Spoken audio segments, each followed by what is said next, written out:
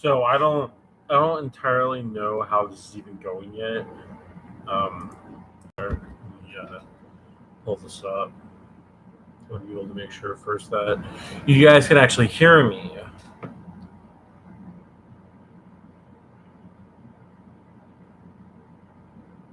Videos.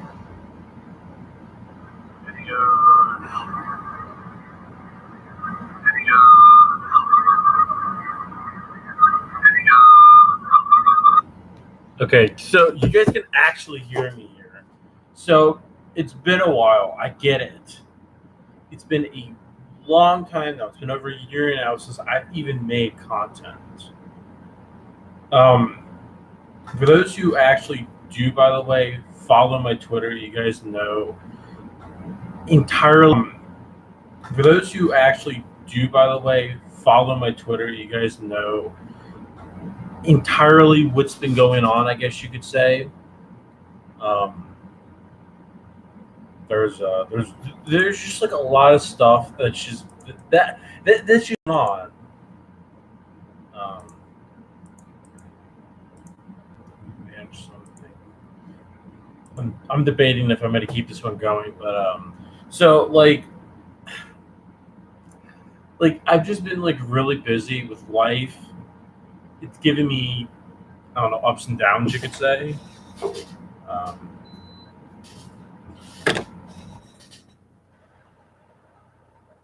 turn that off right now. So like what I was saying was that I have tried to make I've tried to make new content. The problem being that it's more or less of having any interest in making content. It's just more towards not really seeing myself as much making content. It's been lack of motive. I guess it's more of lack of motivation on my end. It's not really something that I've had actual control of.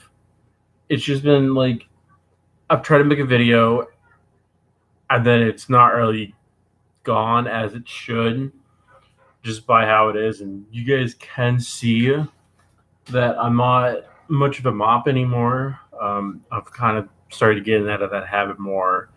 But you can see here, if you guys don't like, I don't think I've even posted it on my Twitter. Um, I had a big problem where the the case that I had, like the display case I had for my um, like basically like I just had like this huge shelf for everything. One day I'm just like moving stuff around and making more room, and I don't know what I did. I did something, and it came completely down. I was able to save like this one bit that I'm working with now, but besides that, I have like nothing left as for a display case. Um, but um, show some stuff off, I guess. Um, first things first, I have been working more towards my Super Sentai collection. This is the Gabba revolver. That this is actually what they used in Power Rangers Dino Charge, like the actual prop. The only thing they did that was different was that I think they made they made newer chargers. I mean, like the new Judenshis. This is what a Judenshi is, by the way. This is what it is.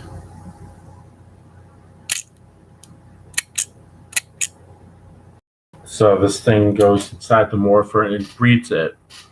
Um, I got that off my friend Rytron 12 with a bunch of Ranger keys and much more. I have like 2 mobiles now. Well, then I wouldn't like to show. So, as you guys do not, as I don't keep up much with my life with you guys for obvious reasons, I don't want to say that I'm doing something and then like next week, something happens and like I feel like I'm talking shit out of my mouth. Um, I'm known for the dating world, and the dating world just hasn't been so friendly to me. I've been with someone for a little while, and they've actually been like my part. Like they've legitimately, I felt like they've been like my actual fully fledged soulmate, and we've had such a great time, and we've had barely any problems whatsoever. Um, so she took me to this thrift store by her, and they had this. So if you don't know what this is like this remote control Thomas. This is like the 2000s incarnation of the miniature Thomas that came with the Troublesome truck. I got super glue this by the way, but comes with Annie and Clarabelle. It's Annie that's broken. I'm gonna have to super glue that eventually. She's got a few scratches, but it's not much.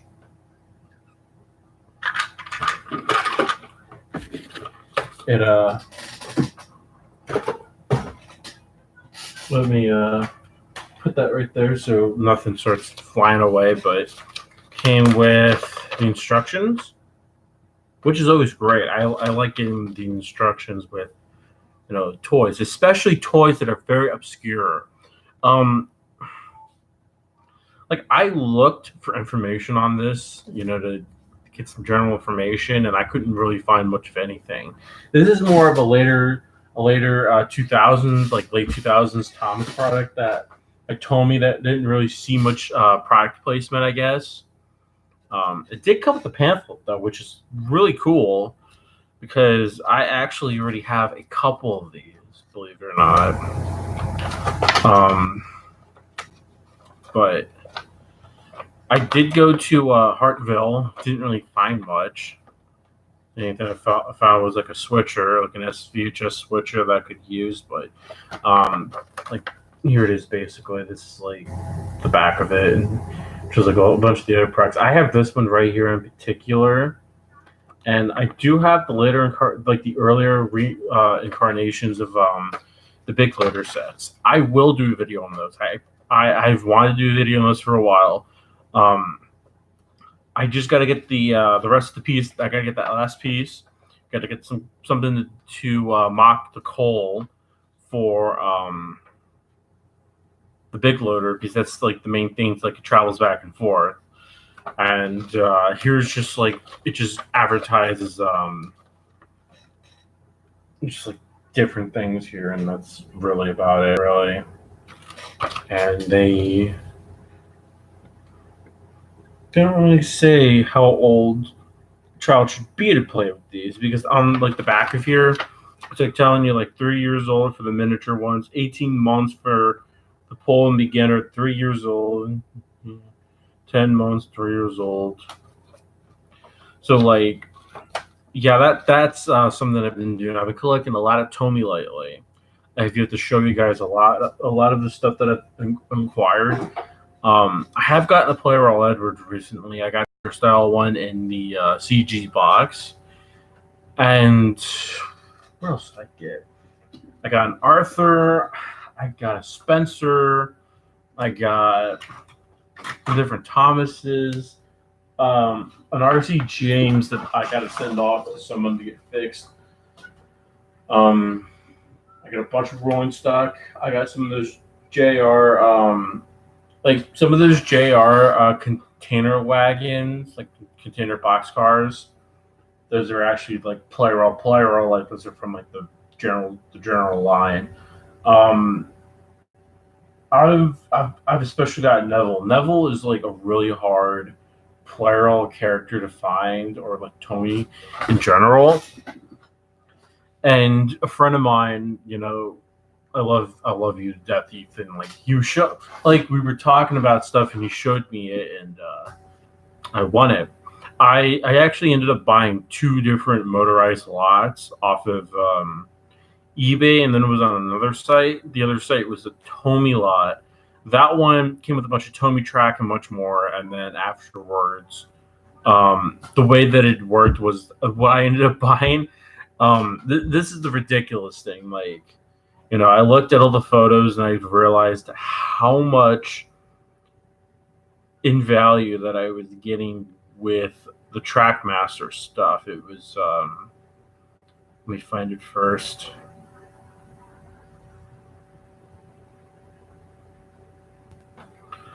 So right there, that's like all the track. Won't even like load. But that was literally all the track there. And then it came with like all this here. Some instructions. It won't load for some reason, but yeah, that's what it all came with basically, and it was at more value than the actual price I had actually paid for the lot, believe it or not. Um,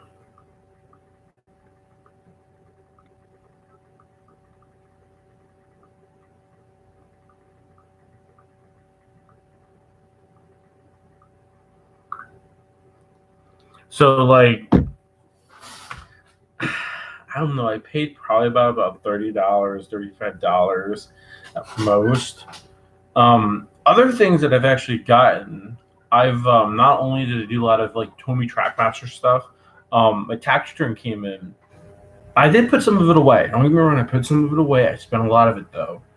I wanted to upgrade my Tom's collection a bit, and I did. Um, I finished the Mountain Tunnel set, by the way. Mountain Tunnel set's good to go.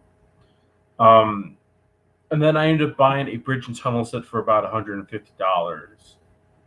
$150, like it's like, were you gonna get a better price than that? And the only problem that I actually had was FedEx was were extremely careless when it came to shipping my the set out, that the box that came with the Ellsbridge Station box was basically destroyed. I mean, I have it in the back of my room. I was trying to put it back together, but I've had like no luck with it because the wood is so split that I wanted to buy another one. But finding those things are really hard because the Bridge and Tunnels that did not last that long in the States, probably until like 2002, 2003, and it was in Australia in 2005 during the 60th anniversary, from what I've gathered through images. And it was one of my childhood, wanted sets. I mean, that's coming from someone who has the Roundhouse set, such an expensive set, and then like you want the Bridge and Tunnel set. I only wanted it because of the elaborate design. I loved the design of the set. It was so massive, and yet it had so many great features to it. And I was so happy to be able to get a good price on one, because those things go for a lot of money, especially the set in today's standard value in the collecting range. It usually goes for probably about like $300, $400 if it's complete and sealed. If you're lucky, you can get for like 200 from a hobby store, but that's besides the point. I haven't shown you this yet. So another, like, when I was doing like my wooden really pickup videos, like I was trying to do pickup, like I was trying to do pickup videos, but those didn't happen. As I was picking up new items, I had some issues getting some items, some issues not getting some items. I was able to finally obtain items that I had really, really wanted for a while. Some items that I looked for longer. Some items I should have gotten sooner as I was getting back into the wooden railway collecting range. Like this, it took a long time. I mean, it's not in the best shape. It's pretty fucked up, but I don't mind that because, like, while it would be nice to have a pristine condition one, which I think my next one might be more pristine than this one will be, because I want to at least I at least want to get one more, being the Black Roof Troublesome Bright fan. and I paid a little over $60 for this for the troublesome brake fan, which was an absolute steal. Because my saying is that if there's over a couple, I don't know, like in the gap between 93 and 96, which is like a 4 year gap. If it's between a 4 year gap, you're obviously going to have over a couple thousand, a couple thousand of these just like running around. And if there's a couple thousand of them running around, there should be no reason why they should be that expensive, so to say. I think it's ridiculous that in today's market for collecting, people have made the troublesome brake fan worth more, if not the same amount as a white face. Like the white face troublesome trick is expensive for a reason, which I know some people don't understand that, but basically, I feel people need to really get the point down when it comes to why the white face is more valuable than the troublesome brake fan is. I don't really see the troublesome brake fan being worth anything. Only being the German ones, I think, would be a little more on the scale of what value really is meant to be looked upon. It's if it was the German troublesome brake fans, and that would be a whole different story. That right there would be where the value would go into, not just a standalone American release of a troublesome brake fan. The 96 ones are by far the rarest ones overall. But I can't argue with that, really. Like, I would go and get some stuff to show you guys, but like the I've already seen the problem with this new live feature, and see, the thing about like the whole new live feature that I don't like already is I cannot stop. Well, I'm not saying I can't stop, but like I can't turn my camera off and then go get something. I'm looking at something. Hold on.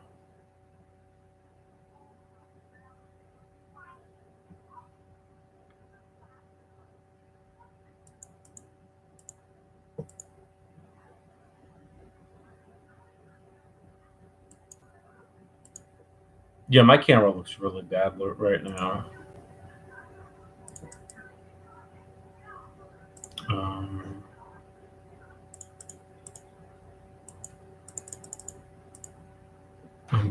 Let me do something.